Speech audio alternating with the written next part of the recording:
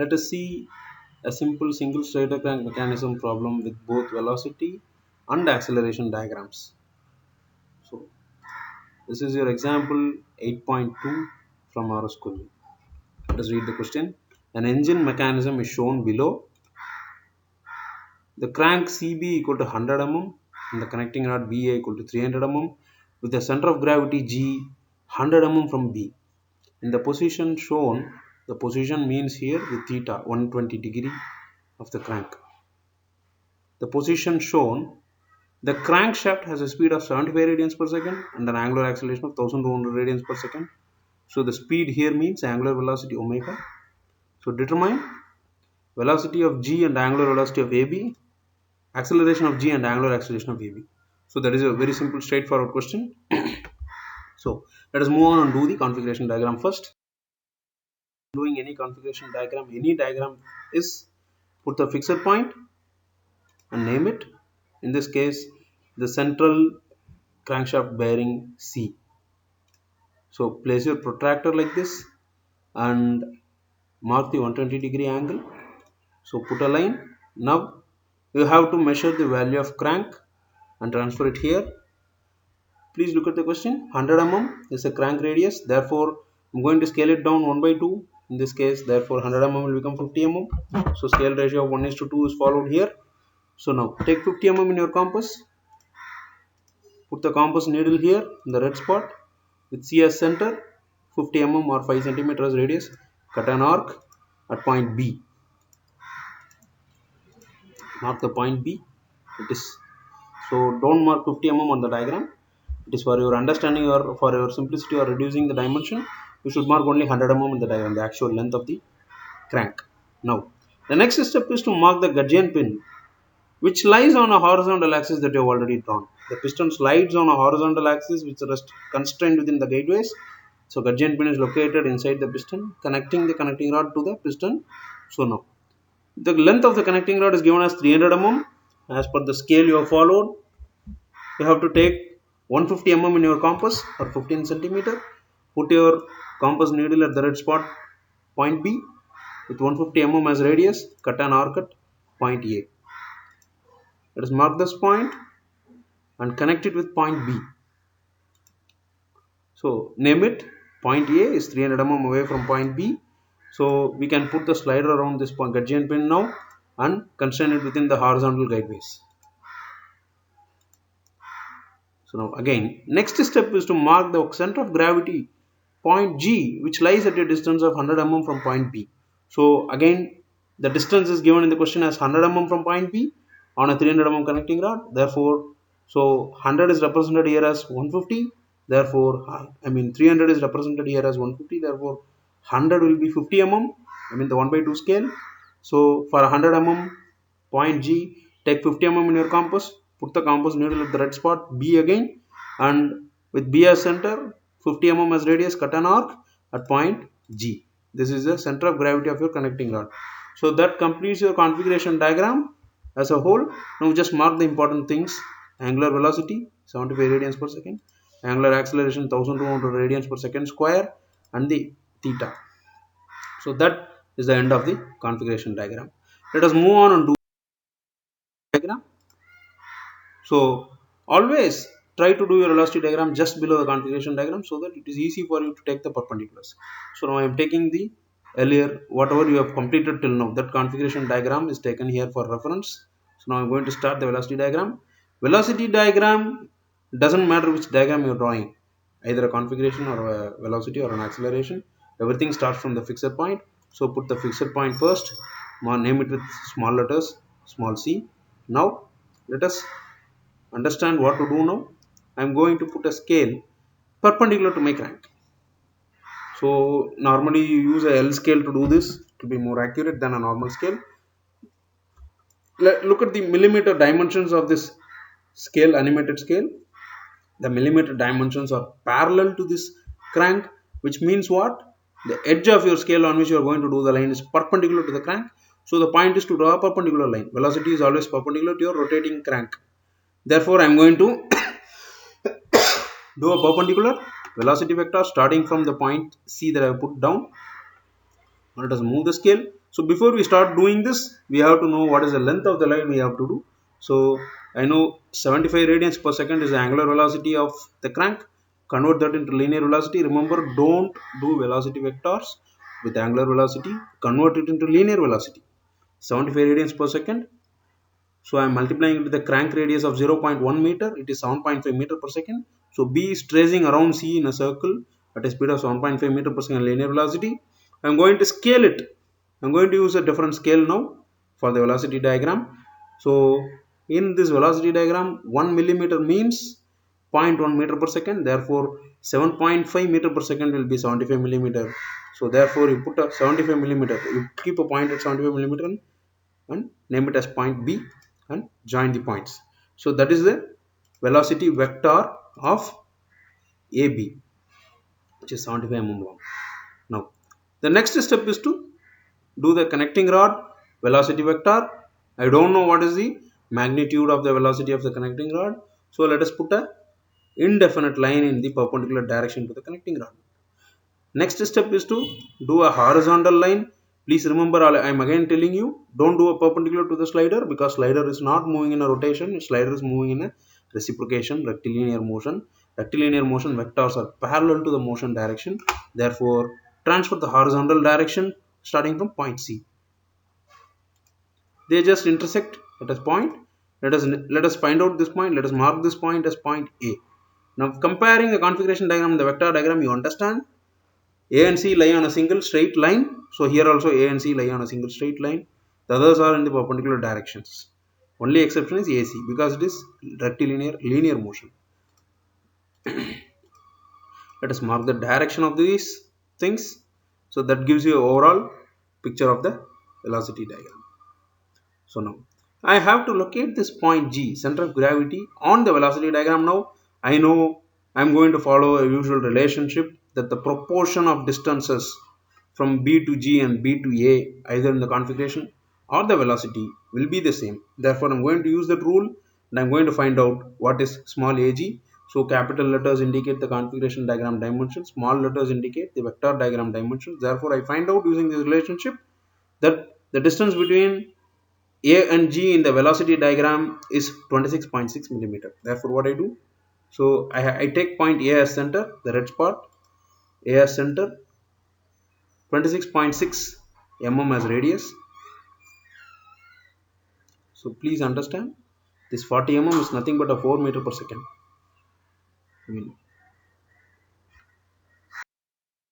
So again, how did you get this 40?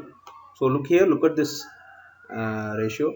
200 means the distance of A to G. See, we are measuring from the gudgeon pin. So if G is at a distance of 100 mm from B, it is at a distance of 200 mm from A. So again, AB is the length of the connecting rod. So therefore you get this 200 by 300 multiplied by 40. Small AB is 40. How did I get that 40? I have to put a scale on the vector diagram and measure the length of the AB vector. That is how I got this 40. So when I multiply, I get 26.6 mm. So now I am taking the 26.6 mm on a compass and I am putting it at the center A, the red dot, and then I am doing an arc at the point G. I have located the point G and I am naming it. So now the question reads, to find the absolute velocity, absolute velocity of point G. So absolute means you have to connect it to the fixed point, connect it to the fixed point C, mark the direction. Now just by measuring the length of this CG, you can tell what is absolute velocity of point G. So the length is 68 millimeter. The length will be 68 millimeter if you do the diagram. So that signifies 6.8 meter per second as per our scale ratio. Okay. The second question, the second part of the first question of the problem, find the angular velocity of the point G, that we have already answered. Second question is find the angular velocity of AB. So that is your connecting rod.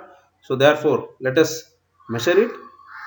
So it is 40, as I already mentioned earlier in finding out the ratio of point G. So it is 40 mm, which is 4 meter per second as per our scale ratio. Now 4 meter per second measured from velocity triangle is linear velocity. Therefore you have to convert it into angular velocity. Convert it. So therefore it becomes, how do you do convert it? So divide the linear velocity with the radius of the particular link. So here connecting rod is 300 mm long, therefore 4 by 0.3 is 13.3 radians per second. Now that completes our velocity diagram and the required results. The acceleration diagram. So here also in acceleration diagram also you need the configuration diagram to do perpendiculars or parallels. Let us start the acceleration diagram. Mark the fixed point C. Here I am not marking C, I am marking B double dash. You will understand it better when we start doing the problem. I am marking a point, I am calling it as B double dash. Now let us see. Crank has an angular acceleration of 1200 radians per second square. This 1200 radians per second square is tangential acceleration. It is perpendicular to your crank. And you have another component of acceleration which is parallel to your crank directed towards the center. That is radial acceleration or centripetal acceleration. Okay, now let us put a scale parallel to my crank and position the scale like this. I am going to first mark the radial component of acceleration of the crank. There are two components of acceleration for a crank. One is the radial component or the centripetal component, which acts along the link pointed towards the center. Second component is tangential acceleration, which will come only if it is mentioned in the question. If alpha is given in the question, you will get the tangential component, otherwise you will not get it. Here fortunately you have 1200 radians per second square mentioned in the question, therefore you will have the tangential component. Now let us do the radial component first. Very easy. Put your scale parallel to the link, bring it to the fixed point. Now let us do the calculation of radial component. Look, a radial of BC, terms here mean A with a R in the superscript, R means radial, so subscript BC means for the link BC equal to velocity square by CB. Okay, so how do you know this velocity CB? You have already found it out, 7.5 meter per second in the beginning of your velocity diagram. When you drew the velocity diagram, you saw it. So 7.5 square divided by length of the link CB, BC, so 0.1, which is 562.5 meter per second square is your linear acceleration, centripetal acceleration of your link BC. Therefore, what you do, you scale it down using a some suitable scale. Here I am doing 1 millimeter represents 10 meter per second square. Therefore, what will happen? 56.25 millimeter will be the length of my line now. This 56.2 millimeter line is nothing but the radial acceleration of BC along the link BC. So now do a line for 56 millimeter approximately. So this is your AR BC. Okay. Name that point as C dash. Why you are putting C there? Because it is directed towards the center. Please don't forget that. Now, next is my tangential component of acceleration, 1200 radians per second square. So what I am doing? I am going to convert this angular acceleration into linear acceleration. Please always remember, both in velocity diagram and acceleration diagram, never use angular components to do the diagram. Only use linear components. Therefore, here angular acceleration is to be converted into linear acceleration. So alpha into radius of the link 0.1 will give you linear acceleration, 1200 radians per second square. The crank is 100 mm long, therefore you will get 0.1. It becomes 120 meter per second square. As per the scale ratio I am following, 1 millimeter equal to 10 meter per second square, therefore 120 will become a 12 mm line. So I am doing a 12 mm line where? That is very important. Now please remember, your tangential component is exactly always perpendicular to your radial component. Therefore, you have to do a perpendicular line to the previous one, and where it is located? It is located at the tip of this link. Please remember, centripetal is directed towards the center, tangential is a tangent drawn to that circle traced. Therefore, your tangential acceleration component will be located like this. I take a perpendicular to this one line itself, because it is the second component is going to be perpendicular to this line. This is centripetal component. I am going to do the tangential component which is perpendicular to this line. So place the scale perpendicular to that line and do a 12 mm line. So now this is your tangential acceleration component. So since you have marked both the components of a particular acceleration vector, the resultant is, you just join C dash and B dash, you will get the resultant vector. So what is this? Acceleration of the link BC. Exact, I mean absolute acceleration. So the two dotted lines, the long dotted line represents the radial acceleration of the crank. The shorter dotted line represents the tangential acceleration of the crank. The resultant represents the absolute acceleration of the crank. Now let us move on. So next component is acceleration, radial acceleration of your connecting rod. So next, so since you have completed one link, you are going to the next link. So radial acceleration of the connecting rod. So AB, let us do the calculation. Velocity of AB divided by AB square. So velocity of AB is 4 meter per second, that you already know from the velocity diagram. Divided by 0.3, 53.3 meter per second square is the radial acceleration of your connecting rod. So now 53.3 is scaled down to 5.33 millimeter, and this, please remember, radial component of acceleration of connecting rod is exactly parallel to the connecting rod. So put your scale like this, parallel to the connecting rod, move it to the point B or B dash. So do a parallel line for a length of 5.3 mm. So now, so that completes your radial component of connecting rod acceleration. Now, I don't know what is the tangential component of connecting rod acceleration, but I know one thing. It is perpendicular to this inclined line that I have drawn just now. So the shortest line in the diagram is the radial component of connecting rod. Now do a perpendicular to this, an indefinite perpendicular, extend it. So I am going to do the tangential component like this. Do an indefinite straight line perpendicular to this earlier component you have drawn. So B dash x is the tangential radial component of connecting rod acceleration. Tangential component, I don't know the length, but I know it is at 90 degree to the radial component. Do a straight line. Now the third one is your slider, gudgeon pin. The slider is moving in a straight line. Both the velocity vector and the acceleration vector of your slider will always lie in a straight line. So just do a straight line from C dash. So therefore, you get a point of intersection. Mark that point as A dash. I hope you understand this. So this joining point can be used as the, now this is how I identify my resultant vector of connecting rod. I hope you follow this. Where is your tangential component of connecting rod intersecting with the horizontal vector of your slider? That point is used to connect back the resultant of your connecting rod vector, acceleration vector. So that puts an outline of your acceleration diagram. Now the only point left out in this diagram is to locate the center of gravity. So now let us go back again and do the calculations. A dash G dash equal to AG by AB. Now from measuring, using a scale and measuring from this acceleration diagram, I understand A dash B dash is equal to 559, I mean 55.9 millimeter. So that is 559. So you don't have to do this both time conversion, right? Just use 55.9 and multiply it by 200 by 300, you will get 37.3. What I have done is I have converted it to 559, multiplied it, and again I have converted to 37.3. That is not necessary. You can just multiply the 55.9 millimeter line. So you will get, so if you multiply that with the connecting rod, crank to connecting rod ratio, 200 by 300. So that is AG by AB.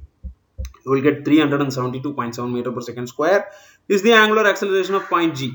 A point where you have 372.7 meter per second square acceleration. That point is point G. So what you do? You take 37.3 mm in your compass. The scale ratio, remember, 1 is to 10. So 37.3 in your compass. Put your compass needle at A with A as center, 37.3 mm as radius. Cut an arc at point G. So this is your point G. Now I have to find out the acceleration of my center of gravity. So mark this point as point G. Connect it to the fixed point. So that if you measure this, you will get the acceleration of the center of gravity. So that is somewhere around 41.4 mm, which is 414 meter per second square. The last question, there are two questions in the problem. First question is angular linear velocity of center of gravity and angular velocity of the crank. Second question, acceleration of center of gravity and angular acceleration of connecting rod. So the last is angular acceleration of connecting rod. Please remember, do not use the resultant vector of the connecting rod to find out angular acceleration. Angular acceleration means alpha. Alpha is tangential to the circle. Therefore, you have to use only the tangential component of acceleration to measure alpha of the connecting rod. So tangential means here x to a dash line. Do not use a dash b dash. Only use x a dash. Since you don't use a dash b dash because it is a resultant. We don't want the resultant now. We need only angular acceleration. Angular acceleration arises because of the tangential component only. Therefore, use a dash x or xi dash. Measure the length of that line. It is coming somewhere around 54.6 millimeter, which by multiplying the scale ratio I get 546 meter per second square acceleration. So I think you understand this. That is the end of this problem. We have solved all the required answers.